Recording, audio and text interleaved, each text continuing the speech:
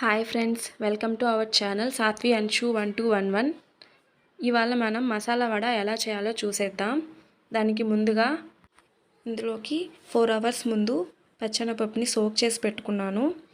And 1 onion, కరివేపాకు, కొత్తిమీర, ginger and గార్లిక్ని chop చేసి పెట్టుకున్నాను. ఇప్పుడు తయారీ విధానం చూసేద్దాం. పప్పును గ్రైండ్ చేసుకొని అందులో సన్నగా కట్ చేసుకున్న ఆనియన్స్ని వేసుకోవాలి.